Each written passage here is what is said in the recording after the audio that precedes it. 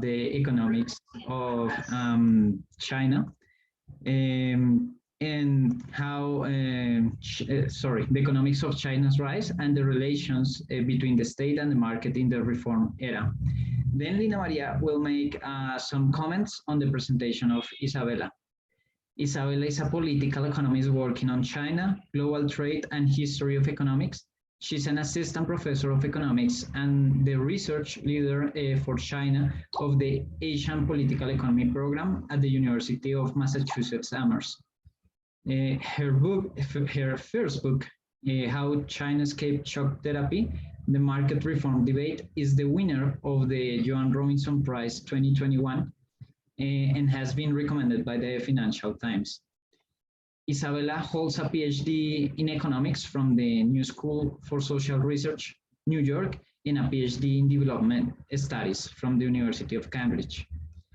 Professor Lina Maria is an internationalist and a sinologist. She's a researcher in topics related to Asia and contemporary China. Lina Maria holds a PhD in law from Universidad Autónoma de Barcelona and a master's in international policy from Beijing Language and Culture University. She investigates about foreign policy in China, the China's influence in international system, and the relationships between Asia and Latin America.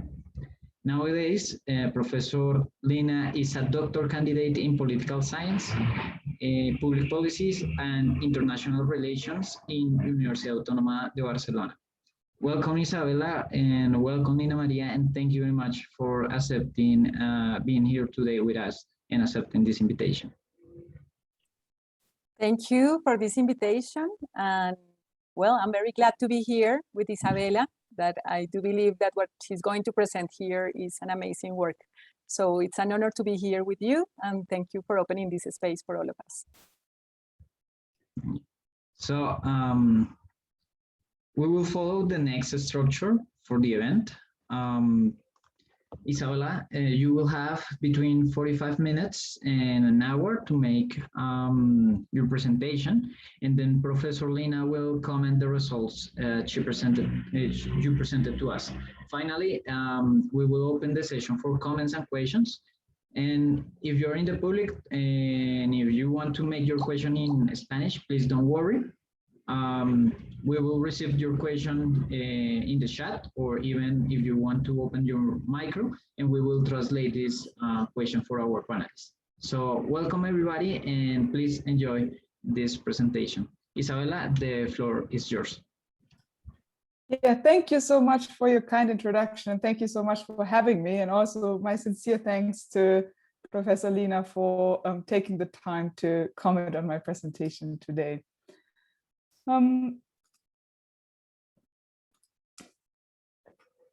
I've titled this presentation The Economics of China's Rise, but the presentation is really at the core about my book, which is titled How China Escaped Shock Therapy, the Market Reform Debate. The idea is that China's rise is critically related to the 1980s and to the debate around shock therapy. So therefore, I'm trying to draw some more general lessons about the economics of China's rise through this presentation, in hope that this might be inspiring to some of the students in the audience.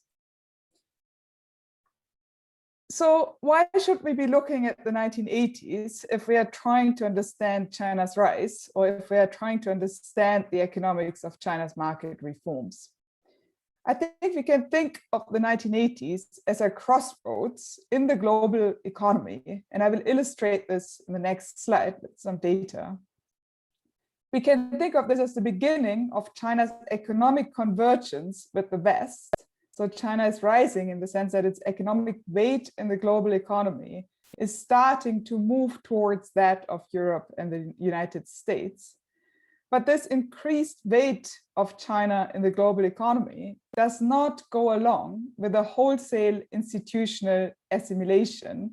That is, China's state market relations and the institutions of China's market economy are not the same as those that we find in Europe or the United States. And this is the case even though China has deeply marketized, that is to say, markets are playing an important, if not decisive, role in China's economy today. The 1980s also marked the divergence between Russia's fall and China's rise. In the 20th century, there were, of course, two giants of socialism, Russia and China, or the USSR and China, where Russia was the biggest part of the USSR. And we can see that the 1980s mark the divergent fates of these two big countries, in the sense that Russia's economy started to fall and China's economy started to rise. This can be linked to different approaches in market reforms. My argument is not that it can be reduced to policy choices, but the idea is that policy choices and the kind of economics that we use in making important decisions over economic policy do matter and do play some role in the context of specific material conditions, political forces, and so on.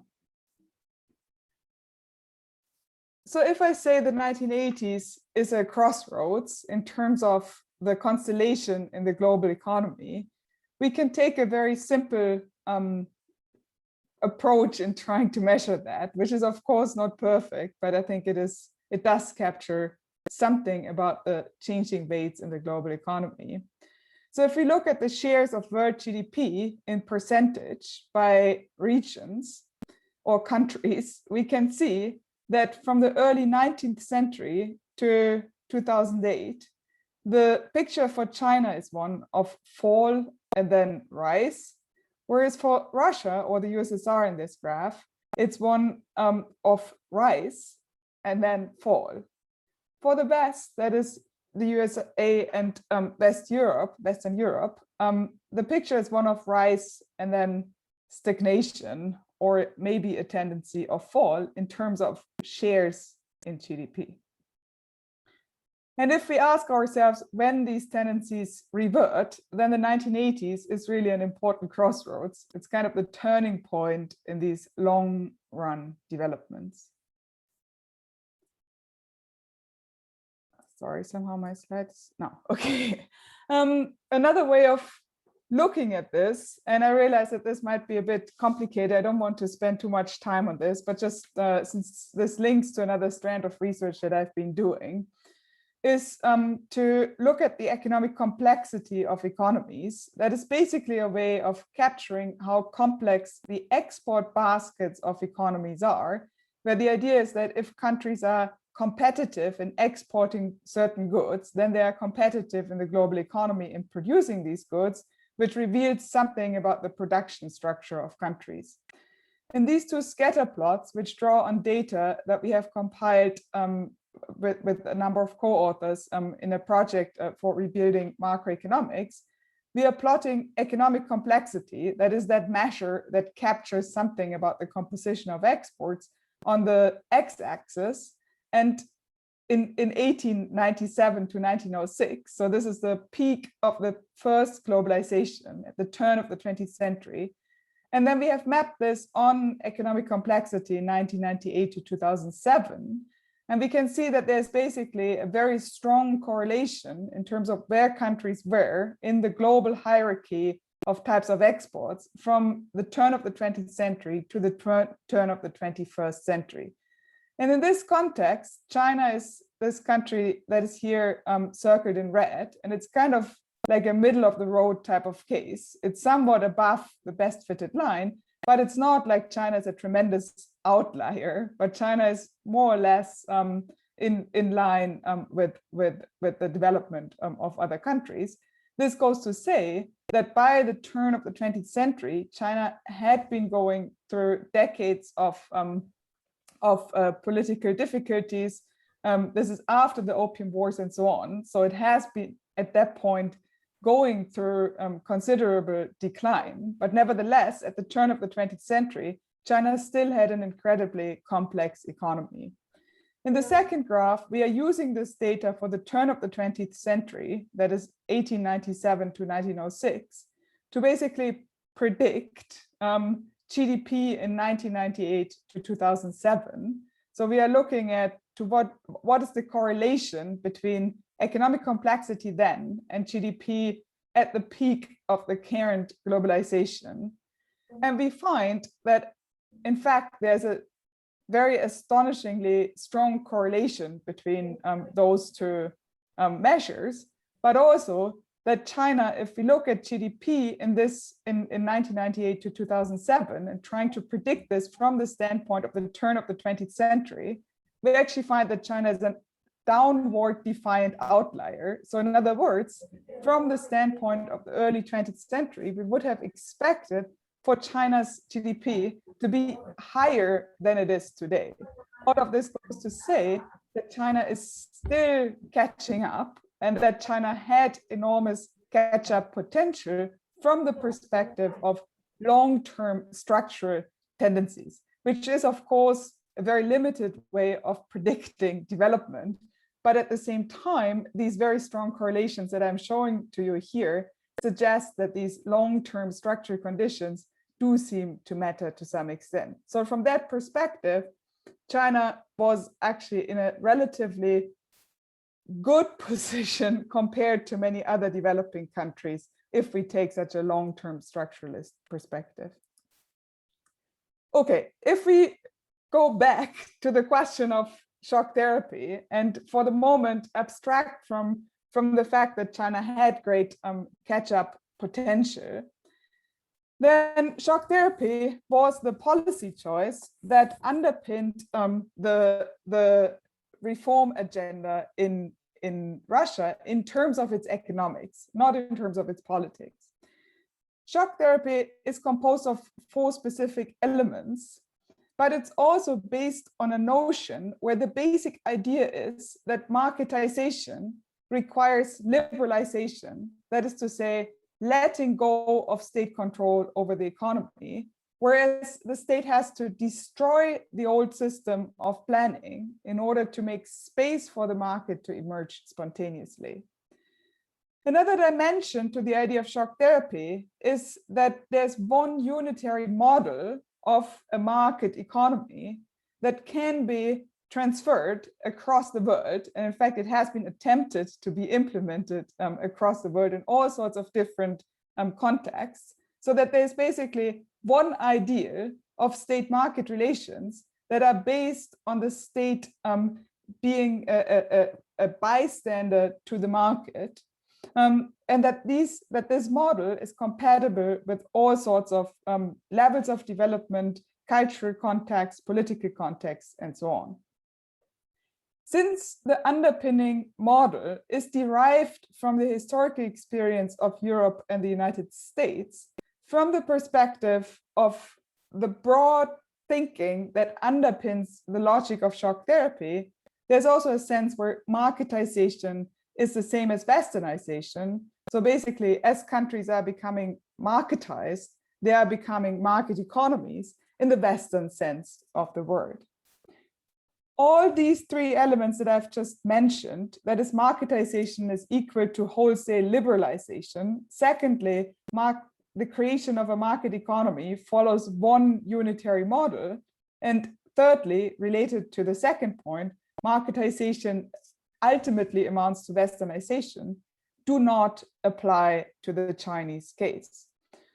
At the same time, if we consider these 4 specific policies that are part of the policy package that was shock therapy, that is liberalization of all prices as quickly as possible, macroeconomic austerity to control the general price level, trade liberalization, and privatization, we find that all of these elements were discussed and considered seriously and partially implemented in the Chinese context. And in particular, the idea of a big bang, that is, the idea of letting go of prices as quickly as possible while hoping that inflation could be contained by imposing strict macroeconomic control, was considered very seriously in the 1980s. And in my book, I'm developing in detail how Chinese economists have struggled over the question whether China should or should not implement such a big bang, where the idea is that this is not only about liberalization of prices, but the struggle over the Big Bang allows us to understand more about the contestation of these other questions, these broader questions in terms of how to go about reform, how to go about development economics that I've just outlined for you. So in a broad sense, the question that I'm asking in the book is, what are the intellectual foundations of China's economic reform approach? And just like I think it's important to locate China in a long-term economic history structural context, I think it's also important to recognize that from a Chinese history standpoint, marketization, that is an increased role of markets, does not amount to westernization in the sense that China has a long tradition of thinking and practicing state-market relations, and in fact has in some sense its own history of economic thought on the question of how the state can use market. So in my book, I start with a chapter revisiting some of these debates. Clearly, a book on the 1980s cannot retell the whole complex history of economic thought in China. But the point is to avoid the pitfall of immediately thinking that more market means China is becoming more like Europe or the United States. In particular, in the book, I'm engaging the theories of the so-called Guanzi, which is an ancient text that suggests that the state should play an active role in creating markets, but also in participating in markets. That is, there's no clear boundary between the state and the market, since the state participates in the market through institutions that buy and sell in the market. Thereby, the state should be focusing on what is called heavy, that is essential or important, in order to shoot at what is light, where the idea is light is unimportant or unessential. So in other words, the state should be participating in markets for essentials in order to steer the economy as a whole. And this is a theme that emerges in the ancient texts of the Guanzi, but that re-emerges throughout the centuries at different contexts in China. At the same time, there is the salt and iron debate of 87 BCE, which in some sense resonates with some of the debates in the 20th century. Some of you might have encountered the idea of an opposition between Hayek and Keynes. So similarly, in this ancient debate, you have an opposition between a vision for an activist state, and a state that actively participates in the economy and steers the economy, and a minimalist state that relies on the moral integrity of all individual participants in the economy, and that has the main task of setting up the right order and framework for the economy to function well. This is, in some sense, what I just presented to you, an excursion into the long history of thought in China, in order to make sure that thinking about market-state relations in China is something that is part of its own very specific cultural and historical context. There's a more immediate historical context that is relevant to the 1980s, which is the struggle during the 1940s. In the 1940s, there was a civil war in China, where basically the communists were fighting with the nationalists, and Japan was also involved and so on. I will not go into the details of war history in China, but the point is that this was the civil war in which the communists ultimately won, and the revolution was, at the end of the day, a result of the communist victory in this war. Now, in this war, there was an enormous economic challenge, which was hyperinflation. And the communists' victory in the war, to some extent, was thanks to their ability to stabilize hyperinflation in their so-called liberated areas, whereby they relied on a mechanism of using supply and marketing cooperatives, which purchase agricultural products and deliver manufacturing goods, and thereby basically made sure that money could buy important stuff. And as money could buy important stuff, the value of money was stabilized. And the basic principle that underpinned this form of marketing cooperatives was a form of state market participation. I'm stressing this since I think it's important to recognize that in the 1980s, at this critical crossroads, many of the most senior leaders in China had experience in the Civil War. The revolutionary leaders were still alive, and they had firsthand experience with markets. In fact, in some sense, the revolution was enabled by the communists very skillfully playing the market to their own military ends. In fact, as I was going through documents from the World Bank on the 1980s, trying to understand how the World Bank engaged in China's attempts at creating market reform policies, I was struck by the following quote.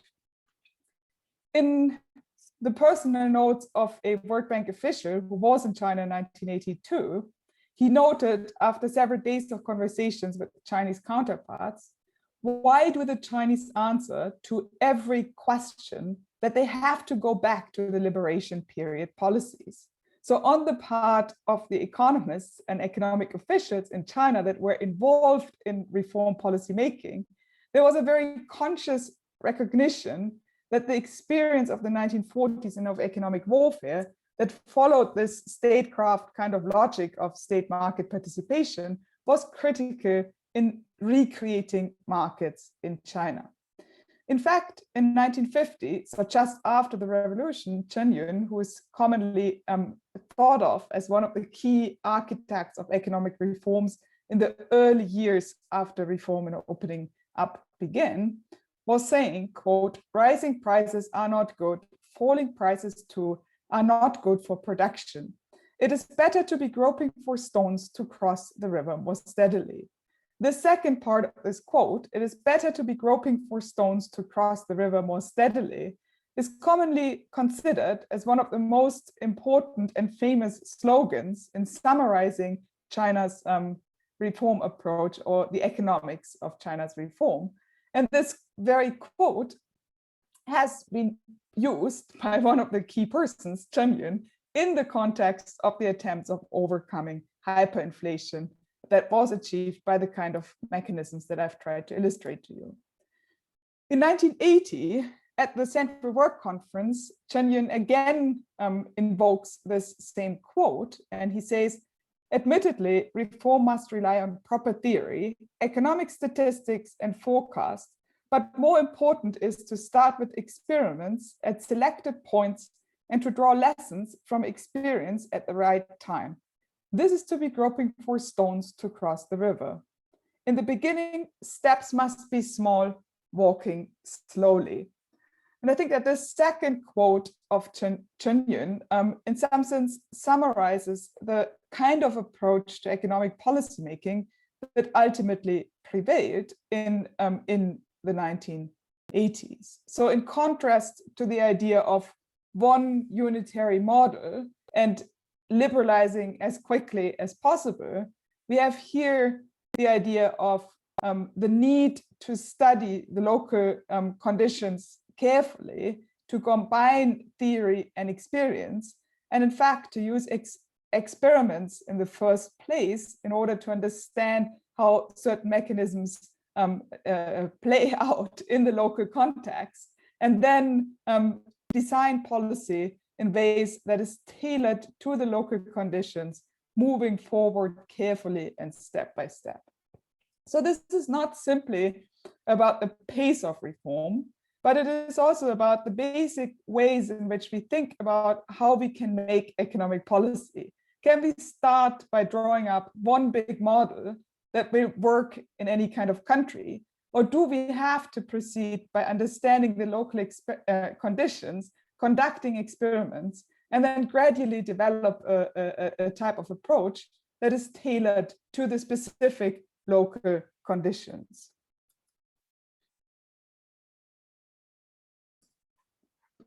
This raises the question, if it is all about local conditions, why was there even a need for reform in China in the late 1970s?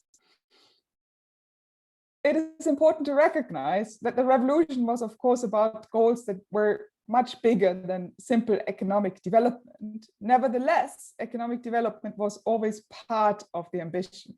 So already on October 2nd, the People's Daily editorial, which was the authoritative summary in the most important newspaper, wrote that the ambition of the revolution was to gradually change this backward agricultural country into a civilized and progressive industrial one.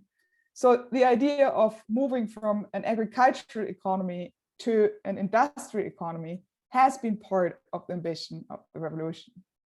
In 1978, at this critical moment when reform was just starting to begin in China, again, Chen Yun said, it has been almost 30 years since the founding of the People's Republic of China, but they're still beggars. How can this be the case? If this problem of having enough to eat is not solved, the peasants might rise in rebellion and be led to the cities by local party leaders demanding food. So in a very basic sense, the ambition of the revolution to lead China out of poverty and to lead China into a situation of material abundance had not been achieved. There were major breakthroughs in the Maoist period in terms of basic industrialization, in terms of improvement of public health, in terms of the improvement of public education. So in that sense, the Maoist period did lay important foundations for the breakthroughs in the 1980s and beyond. That is in the reform period. Nevertheless, in the late 1970s, there was a sense that China was still poor and still had not found the right kind of economic model that would allow China to move out of poverty.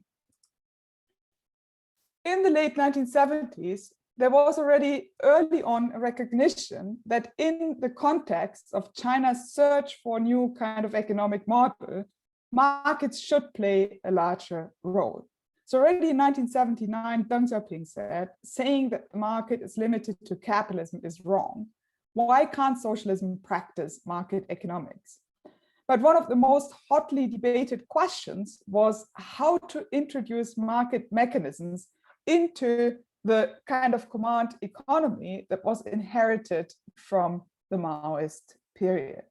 So this is a question of how, rather than a question of whether or not to introduce markets. After the Cultural Revolution, which was long over by the late 1970s, but during which there was an idea of putting politics into command, Deng Xiaoping famously put economics in command. So economics should be the discipline that should be designing the new system for China's future. However, in the late 1970s, economics as an academic discipline was very much shattered, since during the Cultural Revolution, economics research institutes had been shut down. Many of the economists had been shunned from their posts, sent to the countryside, if not labor camps, and so on. So in that sense, economics was meant to be in command, but economics as a discipline of academic research, teaching, and so on, was only just about to re-establish itself. As Deng Xiaoping put it, a good number of comrades who were shunted aside for many years and haven't been back in their original post for very long have lost touch with the situation. Even those who stayed at their posts or through are confronted with the new problems they find hard to grasp immediately. So economics was meant to be in charge, but at the same time, economics was really just trying to understand what it itself was about. To understand how the market reform debate played out and what the key issues at stake were, I think it's useful to briefly reconsider the model that was inherited from the Maoist period in a in a very broad brush fashion. So the Maoist economy was divided into a rural economy and an urban economy. And the rural economy was organized around the so-called people's communes, where each people's commune was meant to be a more or less self-sufficient unit. And the relationship between the urban economy and the state planning authorities was really through the central command authorities commanding grain from the people's grain and other staple agricultural goods, such as cotton, wood, and so on. But grain, most importantly, commanding quotas of grain at state-set prices. And in return, the people's communes had to deliver these grain quotas and could use that money to buy urban industrial goods. Now, the prices were set in a way that systematically disadvantaged the rural communes or the rural economy. There was a so-called price scissors, which means that the amount of money that the rural economy got in return for the grain that they produced was little compared to the amount of time and inputs and so on that went into this grain. So as a result, there was a constant redistribution from the rural economy into the urban industrial economy, which was in some sense necessary to finance industrialization in the urban industrial economy.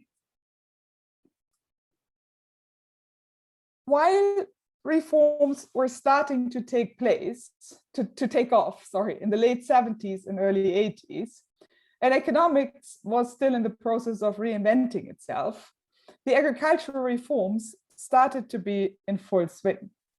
The agricultural reforms in the first instance meant that the central command authorities loosened their control over the most peripheral kind of communes. So if you think of this picture and you imagine that the quota from each unit is not the same, but depends on the agricultural productivity of each of these units, then in the first instance, the control over those units that had the least contribution to the national grain system was loosened. As a result of such loosening control and following bottom-up initiatives of peasants and local cadres, there was a reorganization of production, where production now moved from the commune to the households, and the households committed to producing a share in the quota, but the organization within the commune was no longer a commune, but started to be organized in households, which resulted in the peripheral emergence of market relations, because once these households had produced their share in the quota, they could produce whatever they wanted with the time and resources left, and they were producing as such for the market. So in the agricultural reforms, more or less endogenously, a dual track system emerged where the commune was still delivering their share of the quota at state set prices, but the households that now actually became the primary production units were also producing for the market, and often were even also selling grain on the market, so that market mechanisms were emerging, even though this basic link between the urban and rural economy in the first instance was maintained. So in that sense, this was an emergence of market relations or market mechanisms from the margins of the system. Rather than starting by marketizing these core links, the marketization started in ways that in the first instance ensured that the initial links could stay in place. Sorry, somehow my voice is a little bit rusty today. In this process of the emergence of the agricultural reforms, a certain group of intellectuals actually did play an important role. So initially, these household responsibility type of production techniques emerged in rather peripheral, far away localities. And the question was whether these kind of reorganization of agricultural production could be transferred into other localities and could in fact be elevated to national policy. So in some sense, there were these experiments that were popping up more or less organically within the system. And the question was, could these experiments be systematized into some form of market reform approach? During the Cultural Revolution, very many young urban so-called intellectuals, in the sense of them being children of intellectuals, were sent to the countryside and were only returning to the cities and to the universities in the late 1970s. Many of them had left to live in villages when they were still teenagers and returned when they were in their mid-20s or so. So when they came back to the cities, in particular came back to Beijing and entered universities at this rather advanced age for someone who's just beginning their undergraduate degree, they were still committed to the question of the countryside and to the welfare of people who were primarily occupied in agriculture. They started to organize themselves into groups, and most prominently the so-called agricultural reform group, and started to help out by surveying these experiments that were emerging in the countryside, and in this process received support from older generation leaders who encouraged these young students to continue with this project of trying to understand what these experiments that were emerging more or less organically meant for China's reform project. These were often self-treat in Marxist classics and Maoism, but in the late 70s and early 80s, they also started to try to catch up with Western social sciences more broadly, and started to read all sorts of social science texts and theory, and were starting to acquire methods of survey research and so on. They drew the intellectual inspiration really from the idea of a need to understand local conditions. This group and groups that had a similar kind of trajectory came to play an important role when it came to the question of how market mechanisms should be created also in the urban industrial economy.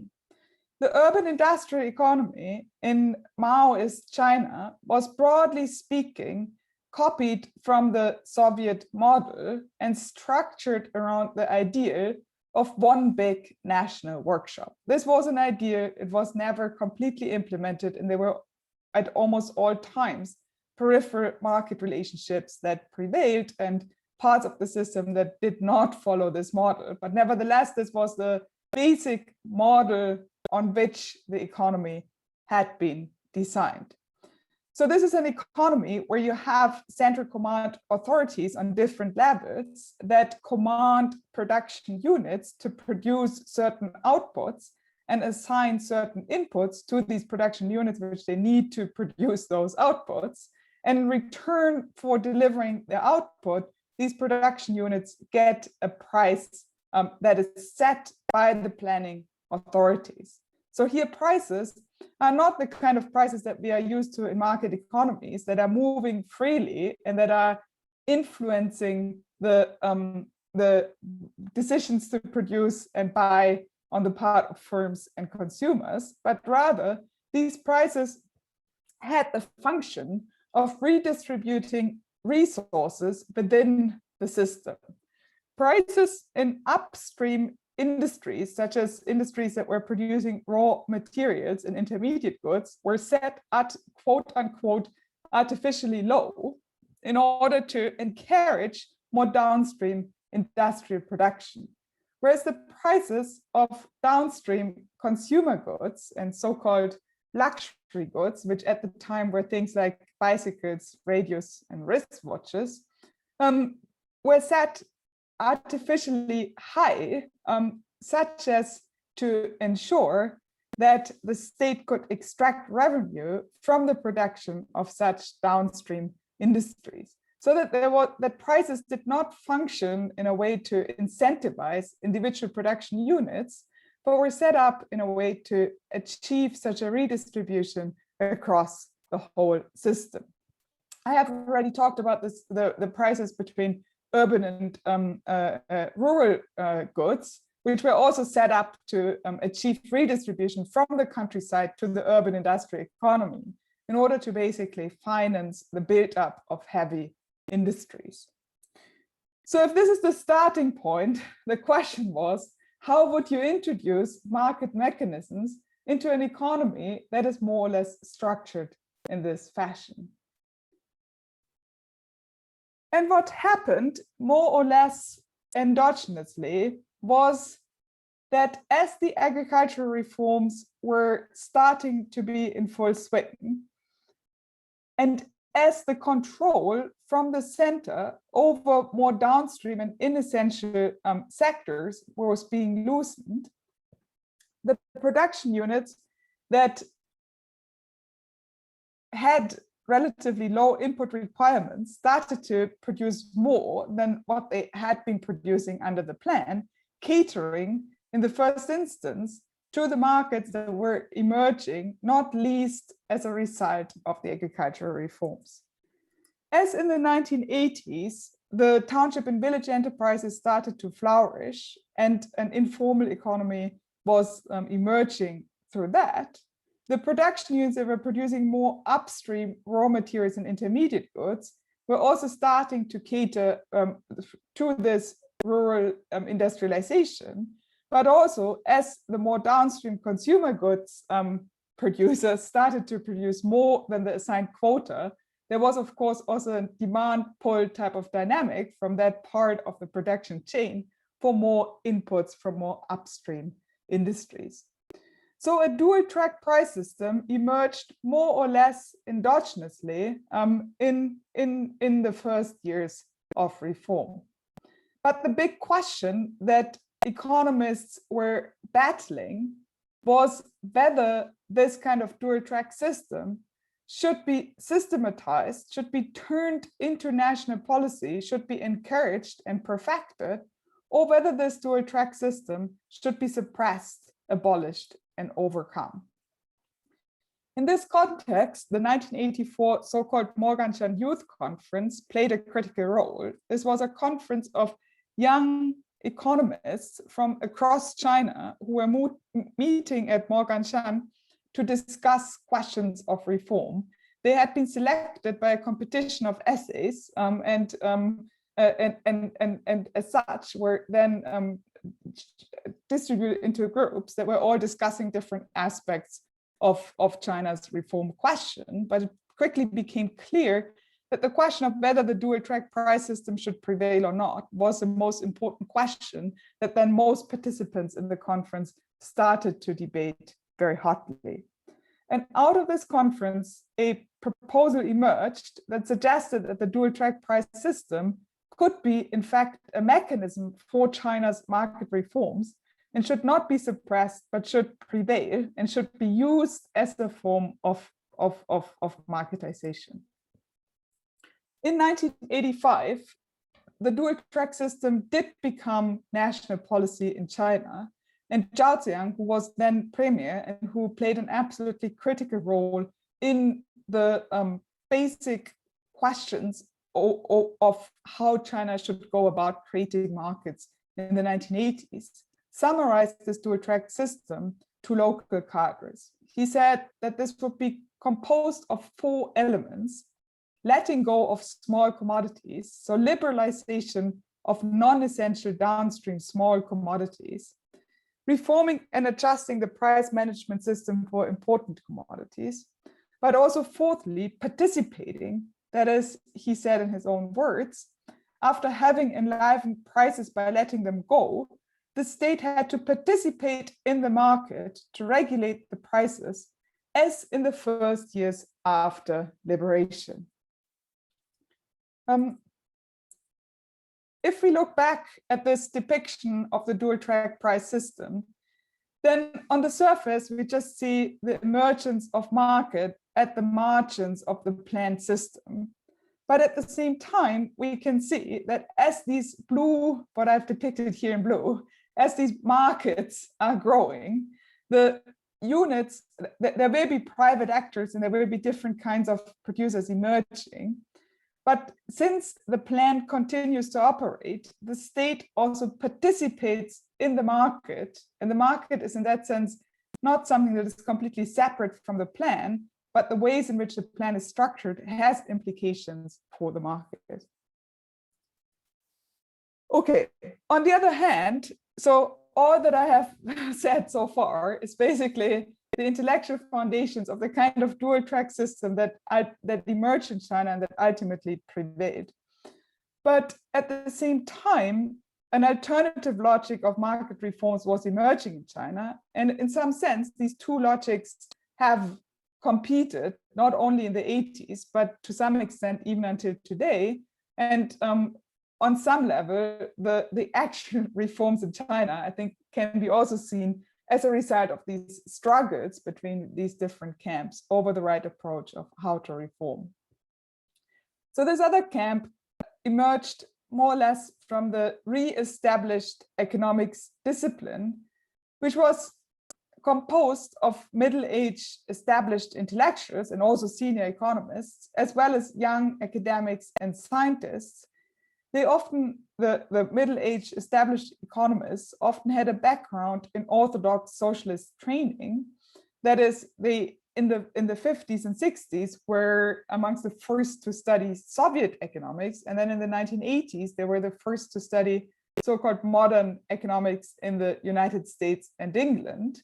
So they were, in some sense, the pioneers of reintegrating China with the global discipline of economics. They drew their intellectual inspiration from the socialist calculation debate, which is a debate that goes back to the interwar period over the question of whether markets can be combined with socialism. This debate has been launched by Austrian economists and has been famously and has famously involved neoclassical economists who argued for the compatibility of socialism and markets. They engaged in intense exchanges with Eastern European emigre economists who had been thinking about the question of market reforms under socialism in the Eastern European context, but also monetarists such as Milton Friedman and German so-called ordo-liberals who were arguing for the possibility of a market, an Erhard miracle that was modeled on the West German post-war experience. I'm happy to comment more on that if that would be helpful. In 1982, the World Bank organized another so-called Morgenstern conference, which involved a number of prominent Eastern European emigre economists. So the World Bank actually ended up playing a pretty important role in facilitating exchanges between economists who used to be involved with the reform project in Eastern Europe and who were invited by the World Bank since they were seen as ambassadors of neoclassical economics, while at the same time understanding the challenges of socialism intimately due to their own personal experience. From the side of the Eastern Europeans, the only one whom I could still interview was the gentleman in the first row, second from the right, whose name is Kende. When I met him in Paris in a coffee shop in 2017, he was wearing the exact same outfit that he's wearing in this picture. And he explained to me that he had kept and treasured this outfit since for him as a Hungarian dissident, who if he had at the time returned to his native Hungary, would have been arrested more or less at the border of his home country. It was an incredibly bold decision to go to China, which at the time was of course still part of the socialist bloc. But I think this also tells us that it was incredibly bold on the part of the Chinese to invite people who were considered dissidents in other socialist countries to debate some of the core questions of economic system reform at the time. Okay, so from this broad context, an alternative vision for economic reform emerged that I think we can illustrate by contrasting it with a dual-track system. So they articulated a critique of the dual-track system, arguing that having two prices and having state-owned production units engaged both in the plan and in the market at the same time would create frictions and contradictions and would cause inherent rent-seeking and corruption, and was as such, in some sense, worse than the old system. So therefore, they argued that China should impose tight fiscal and monetary control, reunite the two price tracks based on some calculation of what would be equilibrium prices, and then on the assumption that prices were now, after this calculation-based adjustment, in accordance with equilibrium, liberalize all prices as quickly as possible, so that the production units would now no longer be linked to the central command authorities through some chains of command and order, but would instead be relating to one another through purely horizontal relationships from one to another. So the idea here is to replace market participation by the state as a way to steer the economy with indirect macro control. And the key question of the debate was really not so much whether or not to let go of some very downstream retail parts of the system, but whether or not to liberalize the most upstream, most essential production units in the raw material, energy, intermediate goods sectors, and so on.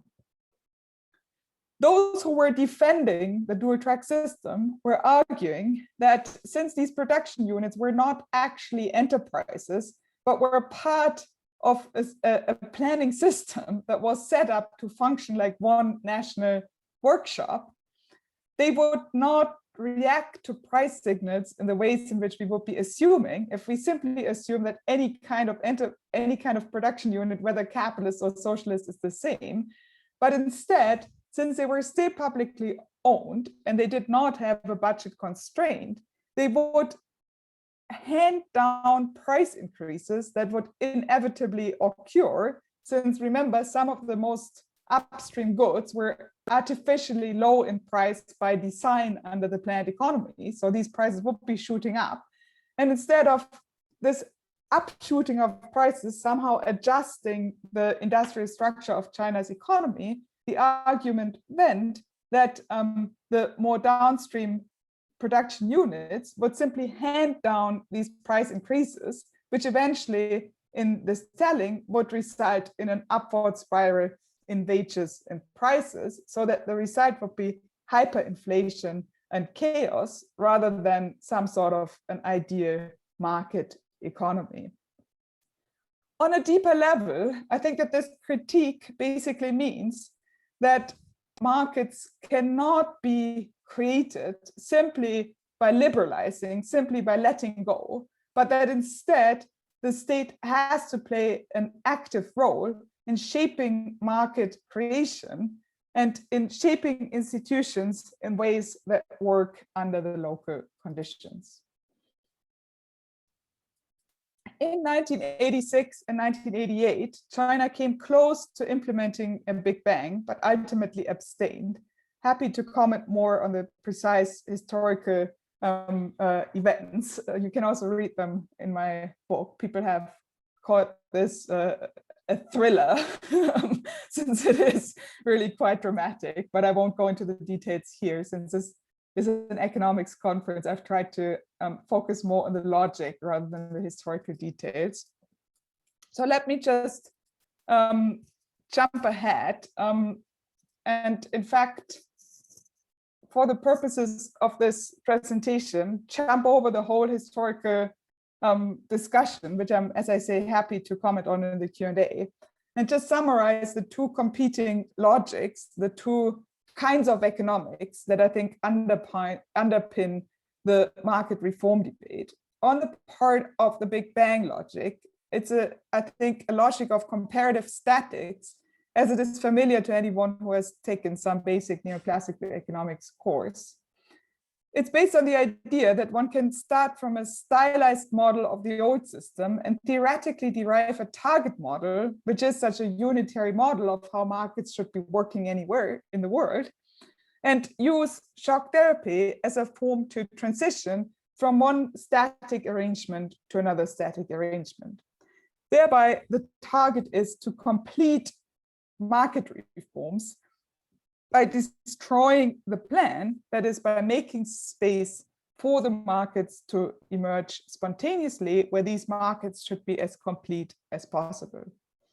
The logic of the dual track system, in contrast, is to start from an analysis of prevailing economic forces and institutions in order to identify ways to create reform dynamics at the margins of the existing system. But as these new dynamics are being created, in fact, create the conditions for a reform and transformation of the system as a whole, where the basic goal is reindustrialization without undermining social stability, rather than the universalization of markets as such. In the second kind of outlook, market forces are seen as a means in a larger transformation process, and market forces are thought of as needing guidance by the state. So the market, in some sense, is a tool in the hands of the state in pursuit of larger developmental goals, rather than an end in itself. Thank you very much for your attention. Thank you very much, Isabella, for your presentation and for sharing with us these really interesting outcomes from your work. Now I would like to give the word to Professor Lina, so she can share with us her comments about these outcomes. Thank you, Luis. Thank you very much, Isabella. Amazing presentation. I'm really liking your work very, very much. And I have to say, of course, we are in an economics conference, but of course my background is international relations, no? And my background with China is more related to that. But I love the way, of course, they combine. So I will start saying something that's the reason why I find your work so valuable at these times. And is that I think that we are in a context, an international context, that of course we have to explain the roots of it in many other things, but where, because of this, kind of challenge between the US and China, but also with a tradition of seeing China as evil or bad because it was communist, and then because you cannot trust them to be a market economy, you cannot trust anything about China. Western economists, academics in different fields, I believe, are making a mistake in just, like saying there's nothing to learn from there. No, that's everything to criticize from China and nothing to learn from China. Even though we see how China transformed itself in such a short period of time, and when we add to that the quantity of people that live in China, and the size of the country, the miracle is more, and it's not a miracle. I have to say, it's not a miracle, as you have shown us. It's a very, planned, debated strategy that they develop even in the smallest, part of it. Well, something very important happened here, and I believe that nobody is really trying to grasp what happened there. And I think that is a mistake that many people is doing now, and that you are opening this door of, hey, something very important happened here, and there are things that we have to learn from this, from what happened to China.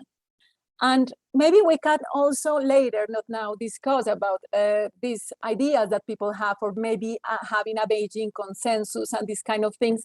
But we can have this conversation later if this arrives. But I want to first highlight that you are entering into a field that I believe is revolutionary from that perspective in this context of time, no? While we are in this situation when everyone is just denying everything that is happening in China and labeling as dangerous or whatever. So my first recognition is that one to your work. I believe is very important.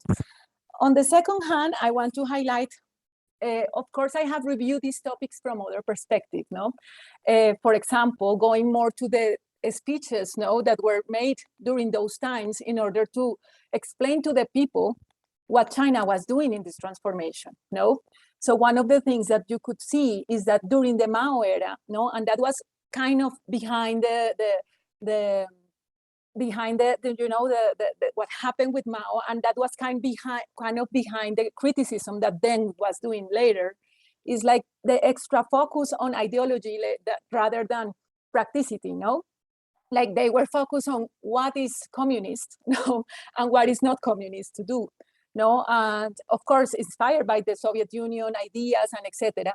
But one of the main, points that Deng Xiaoping was highlighting was that the goals were made by, inspirational goals. No, like we would love to reach this point of development instead of really seeing what the possibilities of the state in order to produce, those goals.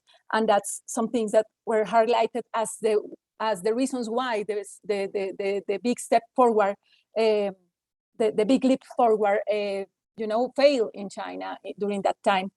And then we also see an over-idealization of everything during the Cultural Revolution, no? Like and you say so very clearly in your presentation, one of the debates was saying, if the people has nothing to eat, they will rebel, no? So Mao's solution, or the Gang of Four solution, was Cultural Revolution. Let's convince everyone that we are fine. Let's convince everyone that you are just, following the wrong ideas regarding the path of growth for China and etc. And okay, we know the consequences of it as well. So what you were showing us here is that was present also in the economics, debate as well, right? Like what's communist and what was not communist, and how to deal. And at the end, that's how they combine these both things is, the key to understand how they develop this particular model, as you show us very clearly. The other thing that I highlight, that I love that you say so on your presentation, is when you say, well, looking for this, the walking through the stones sentence, no, that is so famous, and it's still very, they use it still very much, no, like we will see, we are just walking through the steps as they appear. And I believe that the reflection you were doing there is very important. It's like, should we just create a model for everyone, like it has been done in the later years, or is necessary, to see the background, the local conditions, the real capacities, and etc. For Latin America, this is very important, because we were kind of victims of the first wave, this Washington consensus and this idea of only one path to development, and etc. And only one idea of development as well. No, we still believe that we are not developed countries because we are still in commodities and etc. Like the only developed way is industrialization and certain things, and we don't look to alternatives for it, no, because we are following just that path, no. But you were highlighting with what you discover in these discussions, how important it is also to think about the local conditions and the capacities of each country regarding these models, and also to have clarity that you cannot buy the whole package. It's like certain things of a model might serve you, but certain things of the model might not. And for example, in a country like Colombia, we don't get those things. No, we buy the complete package. No, here we are very, when at this moment, and I might touch certain things here, and I'm sorry if I open this debate here, but we are in a very, very ideologized context here in Colombia as well, no? And people is like, oh, that's communist, or that's capitalist, and whatever. They are not middle points, no? And if you want to bring a discussion about, well, maybe we can work towards certain things from one side and towards the others from the other side, people just go, oh, that sounds communist, I don't like it, or no, that sounds too, rightist, so that's not a way as well, no? But the point is, and China show us, as you show us in your presentation, you don't buy the whole package. I mean, you don't need to go extremely with the neoliberal model, and or you cannot go. You don't need to go, to the other. I forgot the word, to the other place. No, I mean, there are middle points between them. And I believe your book is showing us how those middle points were achieved in China. One of the criticisms that many academics or people from the neoliberal perspective make to China is that they see China as a cheater. So somehow, no, like you used what was useful for you, but you went against the rules of the market, for certain things by allowing the state to get so involved into your economy. So they feel cheated, like you achieve all this growth by benefiting yourself from the market, but not behaving according to the rules, like entirely, no? However, if we see the results, the countries that have followed the rules have not developed, and China developed. So that part is also interesting. So those are my general comments, that just highlighting things you say and how I relate those with what I have seen. And I will enter, on some kind of discussion on certain topics that I would like to go further, move forward with you. I want to hear you more, of course. And please, students and people present, if you have any question, let us know while we talk, no? So let's go first to this topic that I was telling you about this relationship between materialism and idealism, no? How did you see that? Because if we go to Marxism at the beginning and to historical materialism, it was clear that you fix the material, circumstances, and therefore those material circumstances will affect the ideology, no? However, we see that Mao somehow did it in the other way, no? Like he focused on the superstructure and not on the infrastructure. So what did you find in that certain time regarding this? No, I mean, I just would like to know if you find some things regarding this, how Mao was somehow mixing up Marxism during his period. You want me to reply immediately? Well, yeah, maybe. Okay. Let's have a discussion. Okay, and great. Then we see if we have more questions. Yeah. I mean, first of all, thank you so much for your comments. In fact, I kind of regret for having taken so long with my presentation. I wish to learn more about the context in Colombia and the questions of development there and so on. So thank you so much for sharing some of these reflections. On your question, in the book, I actually do spend some time on that precise point. I kind of skipped over this in the presentation. But you're of course absolutely right that under Maoism, there was the so-called idea that one could basically revolutionize the relations of production first, right? That is, like, create ever more revolutionary forms of social organization and rely on mobilizing the masses and elevating their revolutionary consciousness. And then the development of the material forces of production, or the material foundations, or basically the economy, would follow from these ever more revolutionary forms of consciousness and social organization. This is late Maoism, and I think in some sense it's possibly also the result of a frustration with the Soviet model. So it's trying to find a way out of the conundrum of development.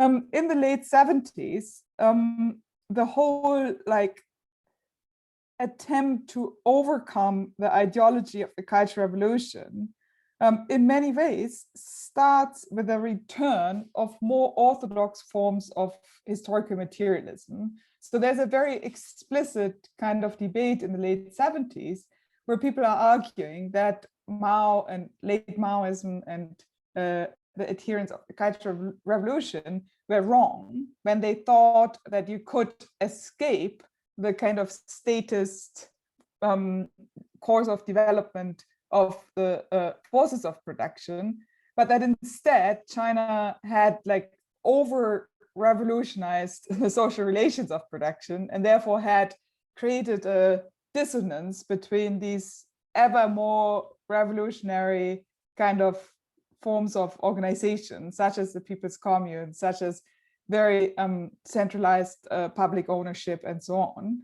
And that instead China would need to take a step back and in some sense move towards less revolutionary social relations in production in order to advance the forces of production first. And then once these material foundations will be laid, then China could again move towards more socialist forms of organization. This already in the late 70s starts to be discussed under the label of so-called primary stage of socialism. There's a famous article by Su Shaozhi and Feng Lanrui, which at the time is still in the late 70s, is widely discussed, but still officially rejected. However, already in the resolution on the history of the party in 1981, there is a recognition of the importance of the development of forces of production. And then there's an increasing talk about the idea that China needs to make up lessons from capitalist development. And then finally, in 1987, the idea of the primary stage of socialism becomes official party doctrine, which I think on some level reacts to a real challenge, in the sense that China did try to pursue this revolutionary route and it did create enormous problems. But at the same time, this primary stage of socialism creates new ideological problems by postponing the prospect for socialism to some sort of very distant future. And if you say China has to make up lessons from capitalism in order to move towards socialism, then eventually you arrive at some sort of an anything goes kind of logic, right? Where whatever exploitative practice you employ, you can always argue, well, this is like necessary because we need this so that we can at some future point in time move towards more socialism, right? So in that sense, I think in the ideological sphere, this creates a certain emptiness in the 90s and 2000s. And I think that to some degree, all these attempts at creating some sort of Xi Jinping thought and so on are attempts at trying to overcome this ideological void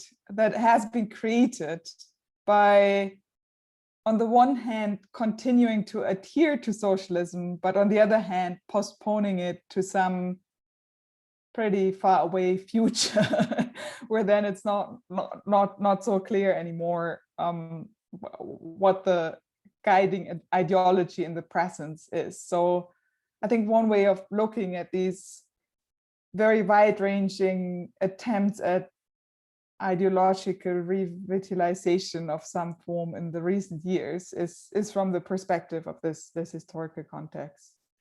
Yeah, and you are touching a point that I believe is very important and that people normally don't take it into account, and is how difficult it is to explain people this. You know, it's like, so you were under, I don't know, 10 years repeating Mao's, quotes and saying socialism is it, and that's the path, and there is no other path, and the rest are evils, the three evils that we should eliminate, and etc. And suddenly you come and say, well, maybe we do need a little bit of capitalism. Well, maybe we do need to change a little bit that.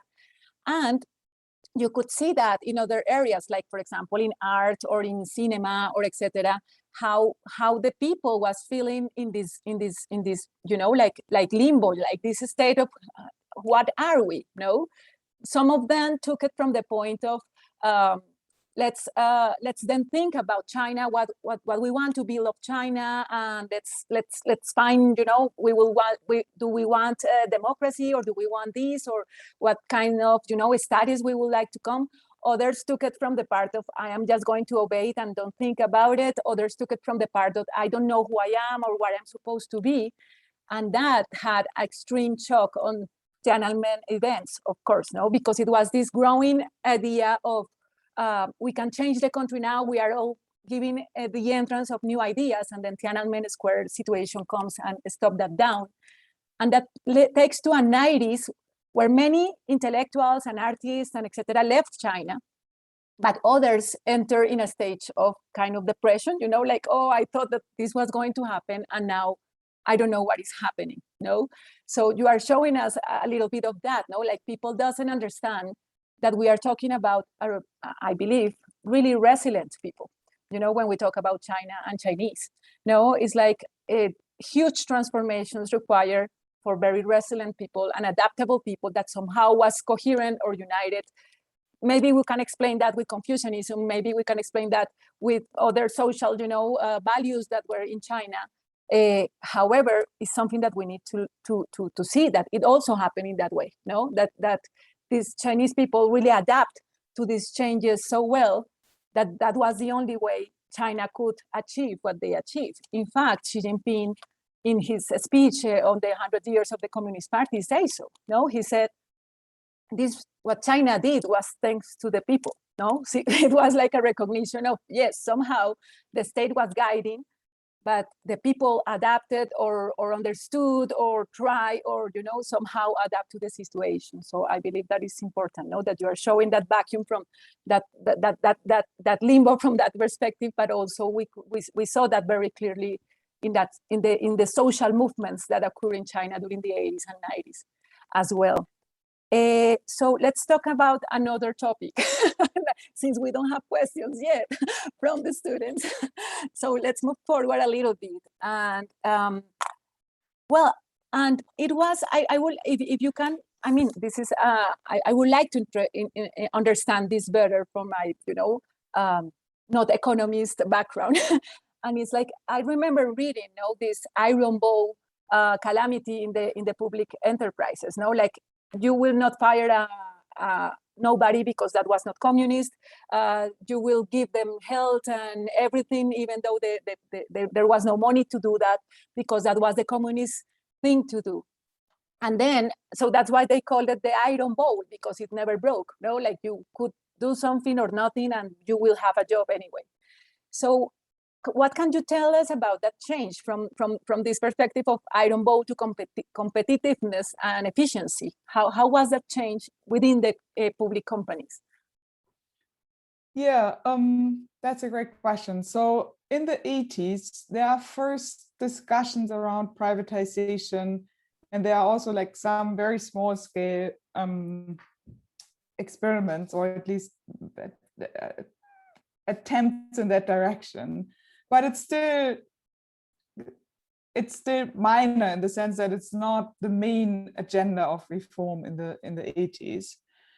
Nevertheless, so first of all, just since you bring up Tiananmen and so on, I think it's important to clarify that actually many of the people who in the 80s were critical in carving out the dual track system as a market reform approach in 1989 stood loyal with Zhao Ziang and did express their solidarity with the protesters on Tiananmen Square.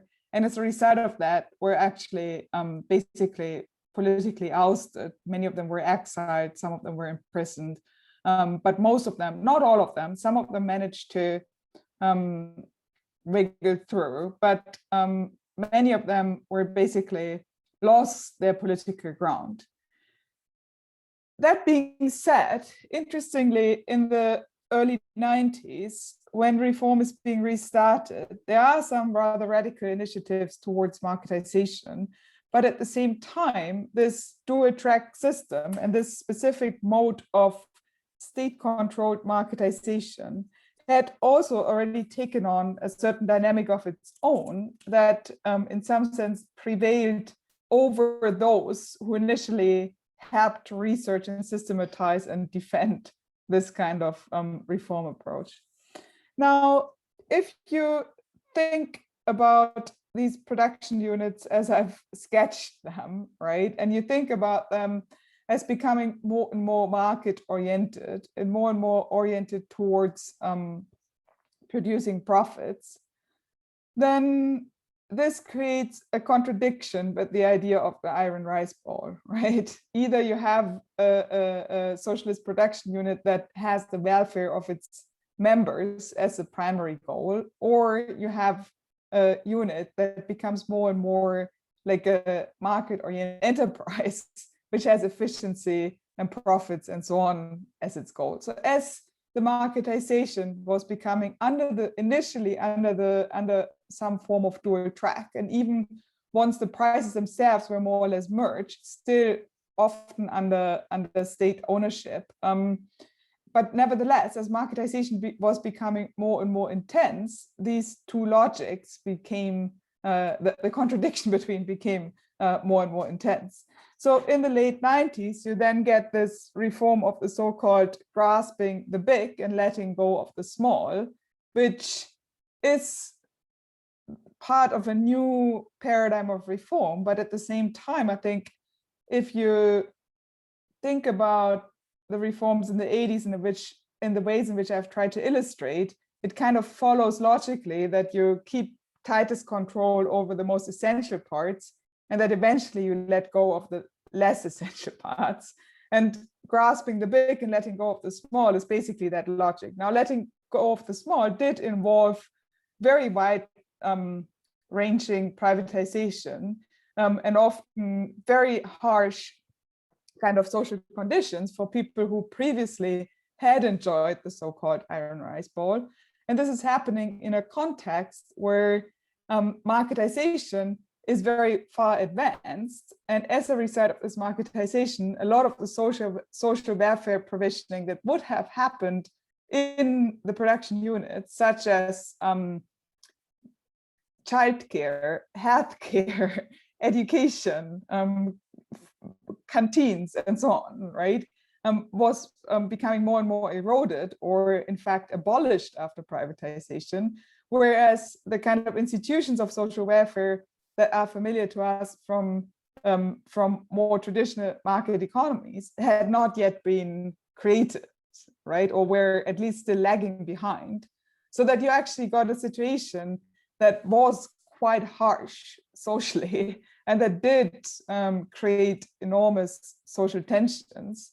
And on top of it, whereas the initial agricultural reforms were a pretty astounding success in terms of increase of grain production, at the same time, the move to a household responsibility system, of course, also meant the dismantling of the communes. And that meant that in the countryside, you also had these same kind of problems where many of the essential social services that previously would have been organized through the communes were eroding very quickly. And the kind of marketization that happened did increase people's monetary incomes quite dramatically, especially in the early years, but at the same time made them much more market dependent. And the kind of massive waves of migrant workers that you then get increasing in the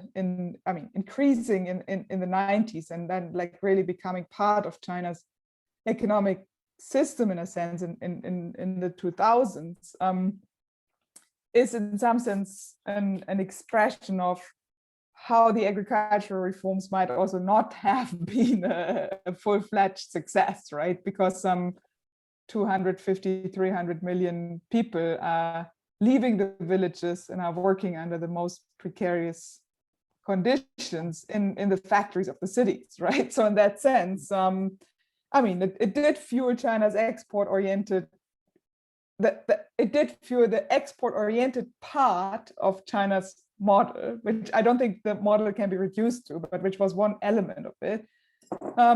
But it also created its own problems, right? And in some sense, this inequality that arose from this kind of trajectory is something that China is still struggling with today. If there is this whole talk about reorienting the economy towards domestic demand-led type of growth, then this is about people's ability to buy stuff, which has to do with all these kind of inequalities, right? Exactly, yeah. I don't know if someone has a question from the audience that wants to leave the hand or write it down. Yeah, please feel free if you have any question. Yeah.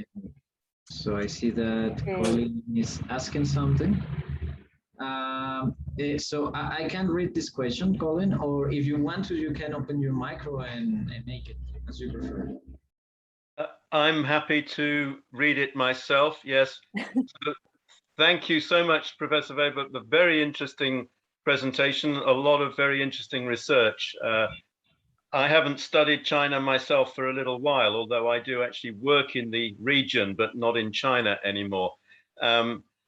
I wanted to ask a question about your initial comparison with Russia and USSR transitioning through shock therapy, obviously the breakup of the Union and becoming Russia.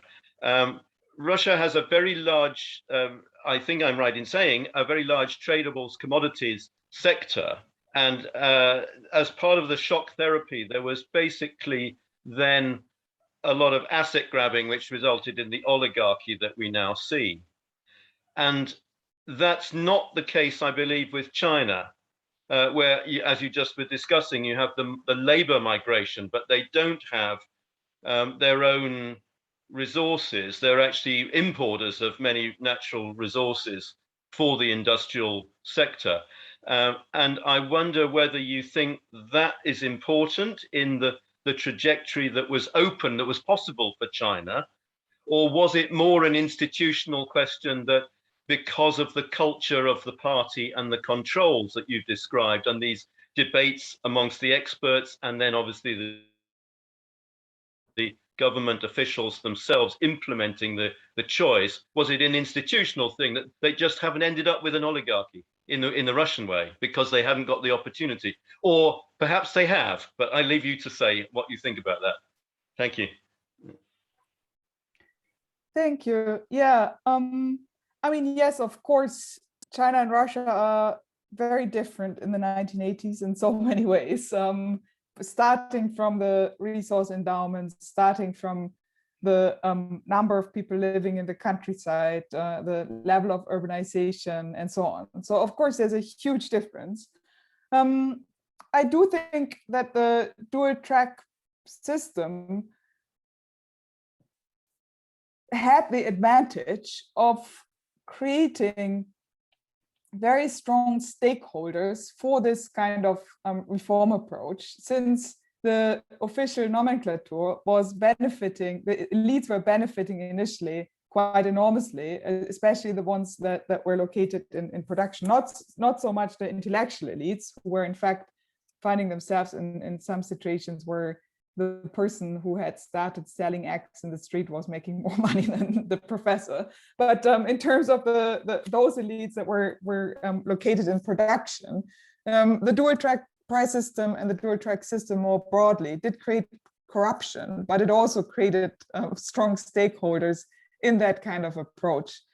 It seems like I'm not a Russia scholar, and I'm making the comparison with Russia not to say they are the same, or the outcome would have been identical in China, but more to illustrate what was at stake in the debates in China. I think that it's fair to assume that shock therapy would have had a fairly destructive potential in China too, which is not to say that China's approach could have necessarily worked in Russia, right? So I think that it seems to me that in Russia, a similar kind of approach that integrated key elites into that type of logic of gradualism seems to not have emerged. So that then shock therapy did become an attractive alternative. And the kind of the rise of the oligarchy is, I think, intimately linked to this very rapid privatization. So in China, you of course also have the rise of a new business elite, but you at the same time have this repeated attempt of the state to both incorporate these emerging business elites into the party. So if the party moves to the 3% and admits so-called capitalists into the Communist Party, I think on the one hand, this is a contradiction. On the other hand, this is a form of cooptation, of making sure that they have a stake in the existing system. At the same time, the kind of tensions that we are observing right now around Jack Ma, Alibaba, the so-called tech crackdown, and so on, I think is also about rebalancing the power between private business elites or oligarchs, if you want so, and the state and party. So that on the one hand, this shows us that such, if you want so, oligarchs, if you want to call them that, have emerged. On the other hand, you see that there is a state that is committed to not letting them become ever more powerful. Since I have that graph here, and since you ask, I might as well show it to you. It's not exactly a direct answer to your question, but I still find it quite interesting. So this is using the data collected by Piketty and others, and plotting the income per adult population from 1980 to 2015. And the red lines are Russia and the blue lines are China. First of all, you can see the just astounding collapse in income in 1990. But you can also see just how big the difference in income was in 1980, right? Russia at the time had about 6 times as high a level of per adult income as China. But then you can also see that while inequality in China has been rising dramatically, as you can see by in particular by this bottom 50% line growing much slower than the total, right? But at the same time, since China is going through this continued process of growth, by 2013, the bottom 99% in China are actually overtaking the bottom 99% in Russia.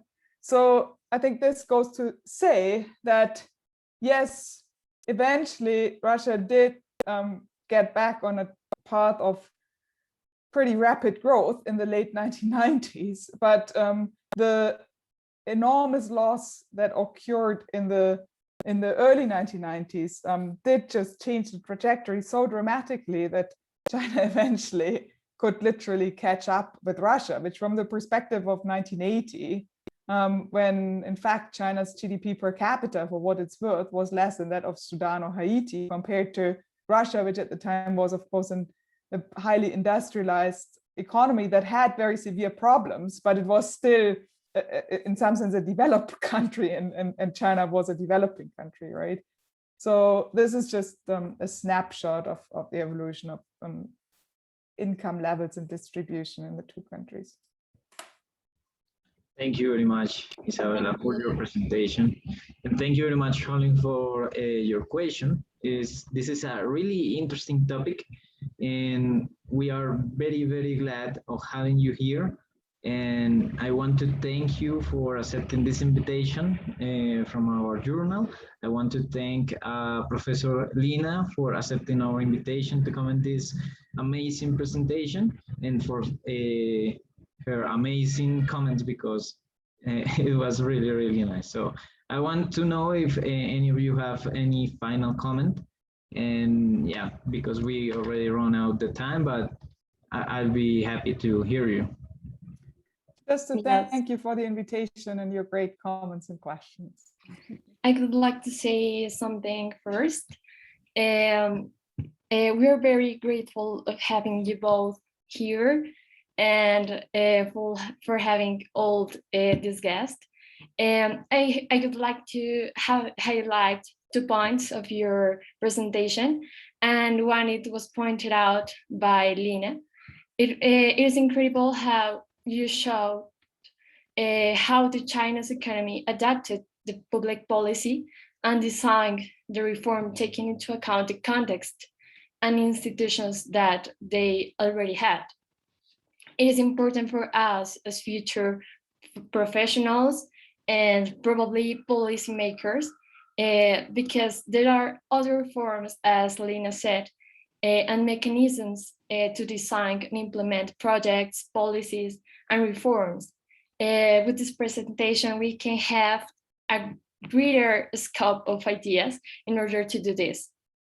As well, I would like to highlight how interesting it was, how education was part of all the reform process. It can be a reform without being adapted through education and without the people that is there, the population. That were my comments, and that's all. Thank you very much for being here and for accepting our invitation. Thank you, Nataly. And I hope to see you again, Isabella. Hope to see you again, also Professor Lina.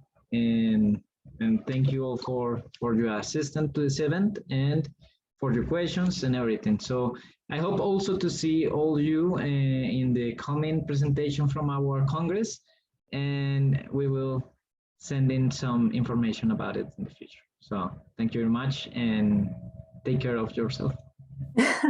Thank you, Luis. It was a very interesting conversation. Thank you, Isabella. And yes, I hope we can meet again. Thank you very much. Thanks, bye.